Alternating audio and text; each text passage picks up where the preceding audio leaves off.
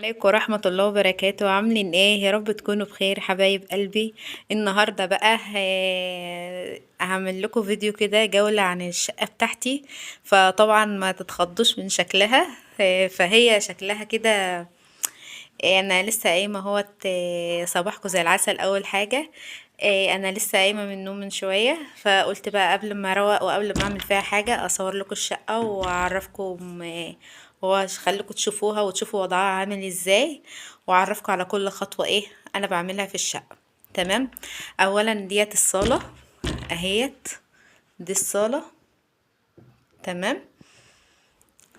دي الصالة اهيت، ودي بلكونة. دي البلكونة اهي. ودي ترابيزة كانت باربع كراسي بقت بثلاث كراسي بسبب عيالي كسروها. والأوضة اللي مقفولة ديت، الأوضة ديت فيها النيش يا جماعة كان في الجدار اللي قدامنا ده. بس النيش عيالي ما شاء الله كسروه كله، فهو مركون في الأوضة ديت. وطلعت السرير من بتاع الأطفال حطيته هنا، والسرير التاني في قلب الأوضة. ماشي. والأوضة ديت ايه بتاعت كراكيب، يعني حطاه إيه للكراكيب وكده. و... واللي هناك ديت أوضة النوم. ماشي. وده الأرج بتاع المطبخ اهوت، وده باب الحمام اللي مقفول. هنا بقى معلش على الدنيا بس. هنا دي اوضه الانتريه. ماشي. زي ما انتوا شايفين كده اهيت. اهي كده. انا منزله، بصوا، ما انا منزله الستاير ديت قافلاها كده علشان ايه؟ الجو ساقع، الشقه هنا تلج، في الصيف صيف والشتا شتا. ديت الايه؟ اوضه الانتريه. بصوا منظرها عامل ازاي، ما تخضوش من الشكل معلش. نروح بقى على المطبخ. بسم الله الرحمن الرحيم. ده المطبخ بتاعي. الميكرويف ده طبعا الازاز بتاعه لسه مكسور. وده شكل المطبخ. بصوا الدنيا هنا عندي عاملة ازاي. بصوا كل المواعين دي. ماشي. عايزة بقى ايه؟ هاخد رأيكم في حاجة يا جماعة يا حبايب اختكم يعني. تحت المطبخ ده في فتحة. الفتحة ديت انا عايزة استغلها في حاجة. يعني عايزة اسدها. اجيب النجار يقفلها لي خشب، وتكون جرار احسن ولا ضلف احسن. بس اكيد مش هتبقى بضلفتين، اكيد هتبقى بثلاث ضلف. فاعملها جرار ولا اعملها ضلف؟ فالحته ديت انا عايزه استغلها، احط فيها مثلا، بصوا يعني مثلا ايه؟ الانبوبه بدل ما هنا، وطبق السلستين ده، وشنطه السوق والمقشات والحاجات ديت، عايزه احطها تبقى جوه هنا. والازازه ديت انا بملى فيها ميه من الفلتر. بس انا ده طبعا دلوقتي انا ما كنتش عايزاه، عشان انا دلوقتي انا ركبت فلتر، لسه مركبه الفلتر ده امبارح. ماشي. وعايزه اسدها، والعلبه اللي فيها الازاز بتاعه البريل والصابون والحاجات دي احطها تحت برضو. واحط الباسكت ده هنا. الباسكت ده كان مكانه هنا على التربو. هنا كان مكانه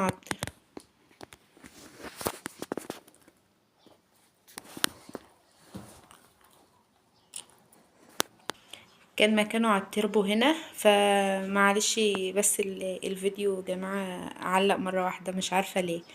فانا دلوقتي انا شلته من على التربو، حطيته هنا على الحوض علشان عندي اطفال صغيرة فبيطلوه، فبيوقعوا لي الزبالة على الايه، على الارض. ده شكل ايه المطبخ بتاعي اهوت. مهم. وده الشباك بتاع المطبخ. لسه بقى ان شاء الله لما ربنا يفرجها وكده هركب شفاط. شفاط هنا، واعمل الضلفتين دولت يعني على دخلة العيد كده، قبل العيد بإذن الله اكون عاملاه. ويعني في رمضان ان شاء الله.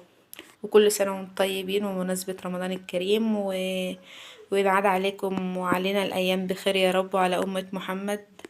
وعايزين بقى ايه؟ عايزة اصوركم لسه اصوركم بقى على اوضة النوم تشوفوا شكلها برضو.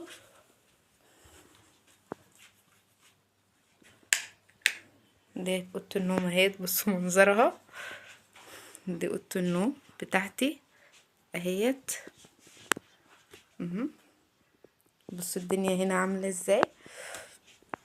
بس فانا دلوقتي بقى هبدأ كده ايه بالمطبخ الاول. هبدأ بالمطبخ علشان ايه؟ اولع برضو على الاكل وكده. والنهارده بقى انا كنت عامله امبارح شويه محشي.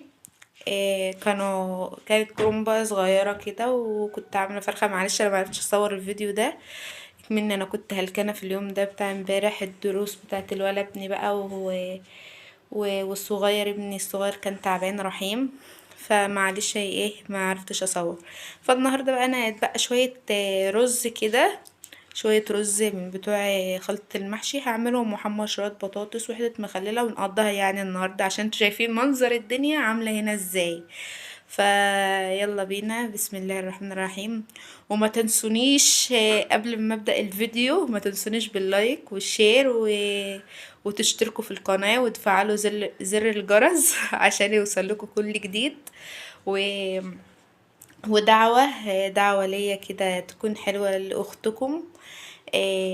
واتمنى يا رب، اتمنى يا رب فيديوهاتي تعجبكم واكون عند حسن ظنكم باذن الله.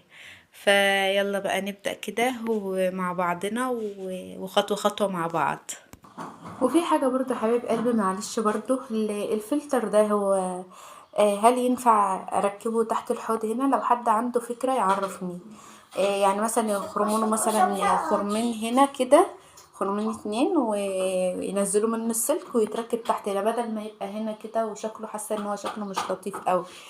فدلوقتي بقى هبدأ معاكم اهوت بغسيل المواعين الاول وننضف المطبخ ده، وعشان اعمل بس ايه شويه الاكل دولت برضو قبل ما بنيجي من الحضانه. و... ونبدأ بقى كده مع بعضنا كده ان شاء الله، ونشوف بقى هنعمل ايه. دلوقتي بقى هغسل معاكم المواعين اهوت. هنبدأ بالمواعين الاول عشان ايه ده، يعني انا شغلي اول حاجة لازم ابدأ بالمواعين. المواعين ديت لازم اغسلها اول حاجة قبل ما ابدأ اي حاجة في الشقة، لازم اعملها وانضف دنيتي كده علشان ايه اعمل بقى الاكل في حته نظيفه وكده. ما بحبش الدنيا عندي تكون مكركبه، عشان اعرف اقف المطبخ والدنيا عندي تبقى سليمه وحلوه.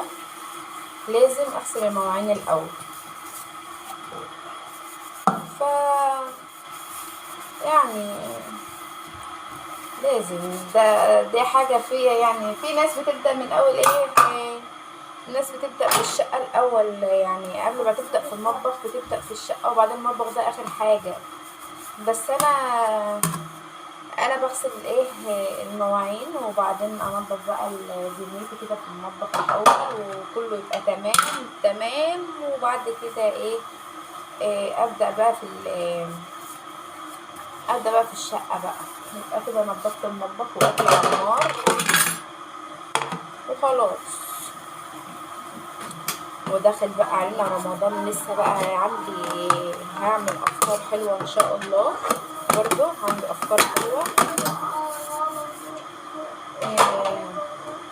هنعمل بقى اجواء رمضان. لسه هنزل اشتري حاجات رمضان، وطبعا انتوا هتبقوا معايا في كل وقت انا فيه. انا لما اجي انزل اشتري مشتريات رمضان هتبقوا معايا وتقول لي رايكم. برضو انا بعمل هنا اجواء رمضان جميله. معلش ده محمد ابني بيلعب، بس يا محمد معلش هو عنده فرط حركه، فادعوا له كده ان ربنا يهديه. ودعوه كده لاختكم حبيبتكم برضو.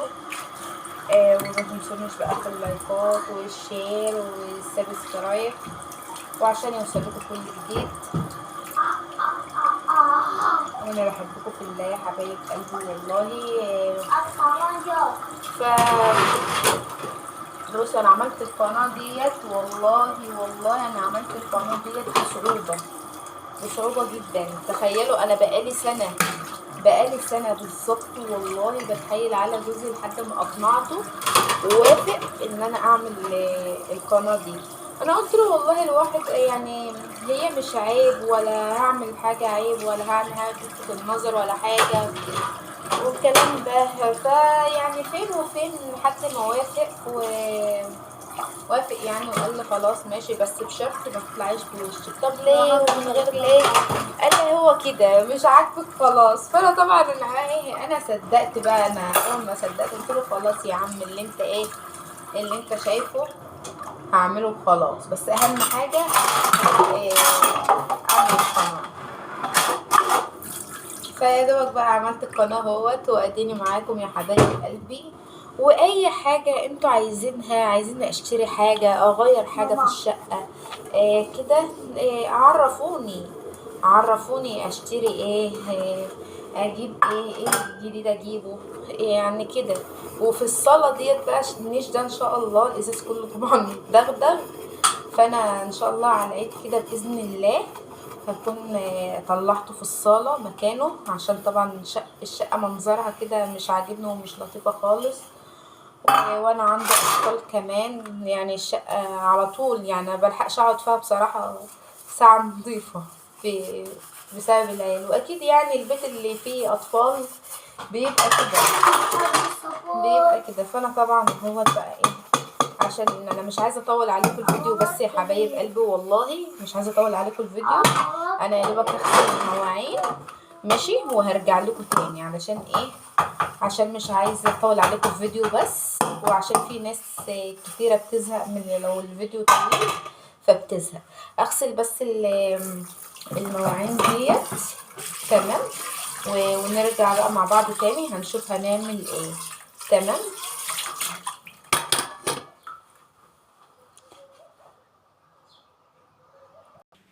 ورجعت لكم تاني حبايب قلبي.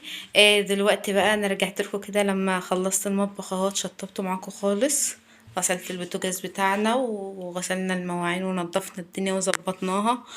وحته الفرشه اللي انا حطاها ديت انا حطاها تحت الحوض كده، عشان الحته ديت مكسوره بتنزل ميه على الارض، عشان حته السجاده المشايه ايه ما تبص وكده. وده المطبخ اهوت بعد ما وضبناه ونضفناه ماشي. لسه بقى بقيه الشقه. فدلوقتي بقى انا بحب بقى بعد ما انضف المطبخ احب اشغل ايه القران على الراديو كده. سعد بكم الزميل محمد مصطفى يحيى من أسرة المذيعين، وهذه فترة فدلوقتي بقى ايه تستمر مع حضراتكم حتى كده الدنيا عندي ايه بقت ايه جميله ورايقه خالص. فدلوقتي بقى نرجع. ده الرز بتاعنا اهوت طلعته من التلاجة. تمام. فدلوقتي بقى هنولع عليه.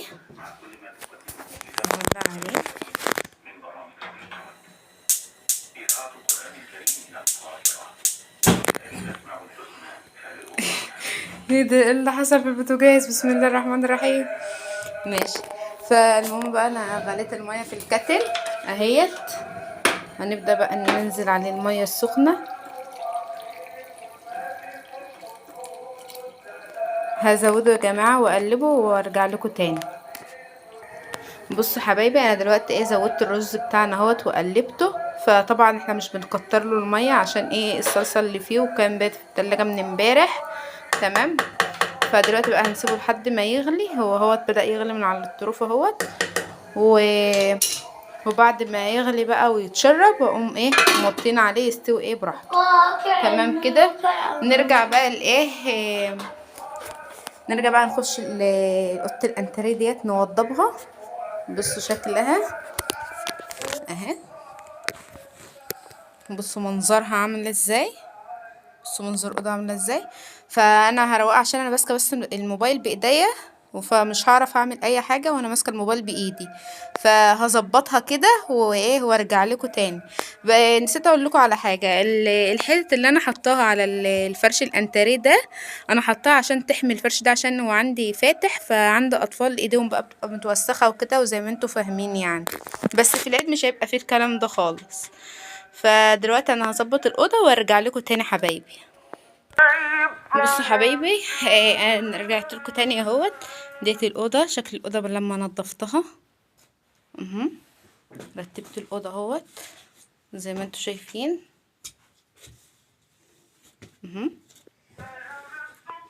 بس الستار ديت بقى انا منزلاها كده علشان ايه الجو يعني بقى ساقعه هنا قوي، فمنزلاها منها هي ستاير تقيله جدا كمان حايش عننا ايه السقعه وكده. فانا منزلاها علشان يعني تحوش السقعه عننا شويه. فنيجي بقى نطفي بقى النور كده كده اهيت. ديت الاوضه. دلوقتي بقى نخش بقى على اوضه النوم. نخش على اوضه النوم بقى نظبطها سوا كده اهي بشكل الاوضه اهيت قبل ما اعمل فيها اي حاجه اهي. ده محمد ابني فهروق الاوضه بقى وارجع لكم تاني. انا بوقف الفيديو يا جماعه معلش عشان ما اطولش عليكم، بس هظبطها بقى وارجع لكم تاني يا حبايبي. في الفيديو بقى بحب انا ايه كل يوم الصبح كده افتح الشباك بتاعنا ده كده. شايفين بقى الجو عندنا هنا عامل ازاي؟ فعشان ايه النفس برضو ايه وكده تغير ريحة الأوضة. تمام، فاظبطها بقى وارجع لكم حبايبي. ورجعت لكم تاني حبايب قلبي. الأوضة اهيت بعد ما خلصتها، بعد ما ظبطتها خالص وكنستها وسيقتها وظبطت كل حاجة اهيت. دلوقتي انا كده خلاص، انا كده خلصت الأوضة. ماشي، نطفي بقى الانوار كده ونطلع بقى ايه نخش على الايه المرحله الكبيره بقى. تعالى يا محمد، تعالى. نقفل بقى باب الاوضه ده عشان يبقى كده خلاص. نرجع بقى الايه للصاله نظبطها بقى. شايفين هي الصاله عامله ازاي؟ دي اخر حاجه معانا الصاله، والحمام كده كده انا كنت منضفاه من امبارح. تمام، فهصور الصاله وارجع لكم تاني اخواتي. دلوقتي حبايبي الرز اهو دلوقتي اتشرب معانا ووطيت عليه وقلبته. تمام، هو دلوقتي كده ايه قرب يستوي. تمام، فانا دلوقتي هسيبه برضو ايه 5 كده، هو لسه باين عليه لسه حصل. هسيبه كمان 5 دقايق كده وبعدين ايه نرجع نطفي عليه تاني. تمام كده، نرجع بقى ايه للصالة عشان ايه نخلصها وخلاص. ورجعت لكم تاني حبايب قلبي. دلوقتي انا خلصت اهوت الصاله كمان. تمام اهيت كده خلصتها خالص. دلوقتي بقى هنخش نبص على الرز بتاعنا هنشوفه بقى استوى ولا ايه اهو.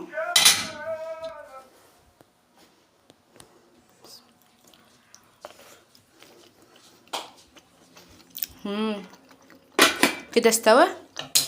هنطفي بقى عليه كده الدنيا بقت تمام.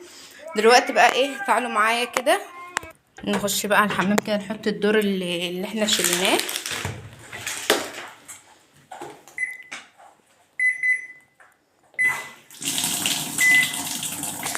نحط الدور اللي احنا شلناه ده نغسله.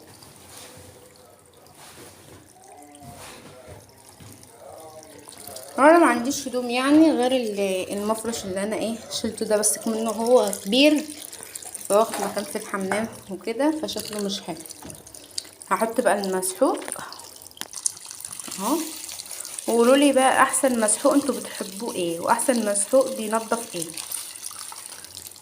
نقفل بقى الغساله بتاعتنا كده اهو لحد بقى ايه ما تخلص براحتها. ده شكل الحمام بتاعي اهوت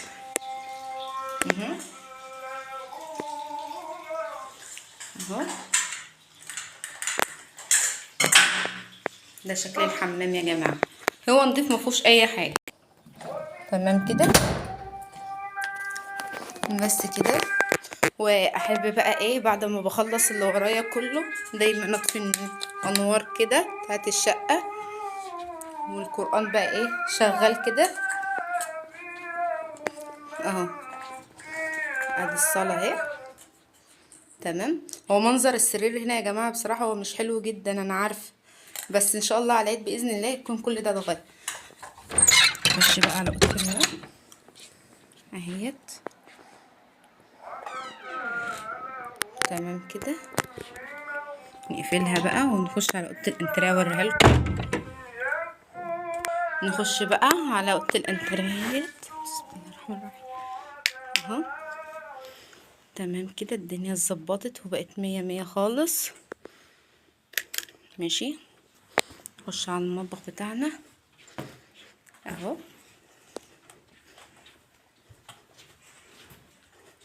ادي المطبخ الدنيا كده بقت رايقه معانا خالص. ده تمام. اشوفكم بقى على خير باذن الله في فيديو جديد ان شاء الله. ما تنسونوش بقى لو الفيديو عجبكم ما تنسونيش في اللايك وكومنتات جميله ودعوه حلوه من القلب لاختكم. واتمنى كده يا رب الفيديو يعجبكم، واعملوا اشتراك للقناه عشان يوصلكوا كل جديد وعشان غيرك يستفيد بالفيديو. ف انا بجد انا بحبكم في الله، واتمنى يا رب اتمنى يا رب اكون دخلت قلبكم كده، وان شاء الله يبقى في افكار تانية والله جديدة بجد كتير، وهيبقى في حاجات حلوة كتير. وانا عارفة الفيديو ده اكيد بعد ما تتفرجوا عليه هيشجعكم. لو انت قاعدة اكيد طبعا قاعدة مكسلة في السقعة والتلج اللي احنا فيه ده، هتشوف الفيديو ده هتتحمسي جدا وهتقومي هتشوفي اللي وراكي والله وهتتشجعي. ف فاللي هتقوم وتعمل بقى شغلها وكده وتتشجع بعد ما تتفرج على الفيديو، يا ريت تكتب لي في الكومنت. اشوفكم في خير ان شاء الله، وفي رعاية الله حبايب قلبي. مع الف سلامة.